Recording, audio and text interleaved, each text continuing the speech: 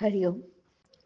आज मंगळवार 8 एप्रिल 2025.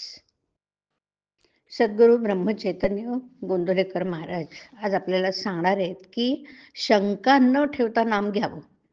ऐकूया त्यांचे विचार. नामस्मरण करायला सांगितलं की लोक सबबीत सांगतात, पण खरोखर नामस्मरण करण्याच्या आड काहीच येत नाही. काम करीत असताना सुद्धा उगाच इतर विचार मनात येतातच ना. मग तसंच नामस्मरण करायला कोणती अडचण आहे?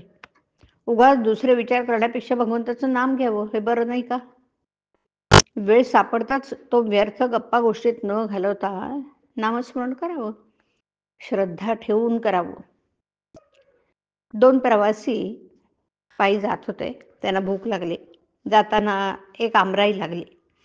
त्याने मालकाला विचारलं, आंबे घेऊ का?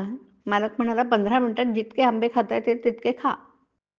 दोघांपैकी एक होता, तो मालकाजवळ चौकशी करू लागला. या शेताला पट्टी किती, मालक कोण वगैरे पुष्कळ विचारपूस करू लागला. दुसरा मात्र भराभर आंबे खाऊ लागला. इतक्यात 15 मिनिटं झाली. मालकाने सांगितलं, वेळ संपली, आता तुम्ही जा. एकाचं पोट भरलं, दुसरा मात्र उपाशी राहिला. या गोष्टीवरून हे ध्यानात घ्यायचं की नुसते प्रश्न विचारण्यापेक्षा श्रद्धा ठेवून नाम घेऊ लागावं.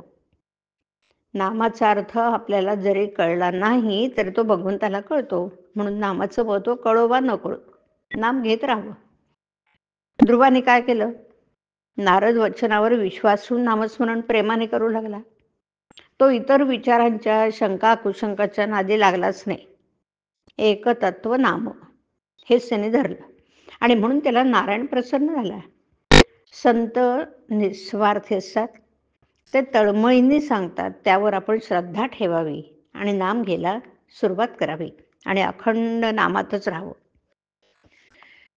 नाम किती दिवस घेत राहावं? नाम सोडावंसं वाटत नाही तोपर्यंत ते घ्यावं. नामात रंगून जाईपर्यंत नाम घ्यावं. नामस्मरणात रंगला की नाम सुटणारच नाही. भगवंताचं नाम हेच श्रेष्ठ आहे आणि त्या नामात रंगेल तोच खरा. चरित्र विसरलं तरी चालेल, पण नाम विसरू नये, कारण नामात सर्व चरित्र साठवलेलं आहे. ज्ञान, उपासना, कर्म वगैरे मार्ग आहेत, पण सर्वात नामस्मरण हे सोपं साधन आहे. एक मोठा किल्ला होता, तो अभेद्य होता. मुंगीलाही आत प्रवेश होणं अशक्य असा तट होता, पण त्याला एक मोठा दरवाजा होता. त्याला एक मोठं कुलूप होतं. एकाला त्याची किल्ली मिळाली, मग प्रवेश सुलभ झाला. तसं नाम ही किल्ली आहे. परमार्थ कितीही कठीण असला तरी नामाने तो सुसाध्य असतो. नामावर प्रेम आणि श्रद्धा बसत नाही अशी तक्रार करतात. संत वचनावर विश्वास ठेवून अखंड नाम घ्यावं, त्यानेच समाधान होईल. आपण रोज उठल्यावर भगवंताचं स्मरण करण्याचा नियम ठेवावा. स्नान वगैरे गोष्टी झाल्या तर कराव्याच, पण त्या वाचून अडून बसू नये. हरिओम. हरिओम तत्सत. हरिओम.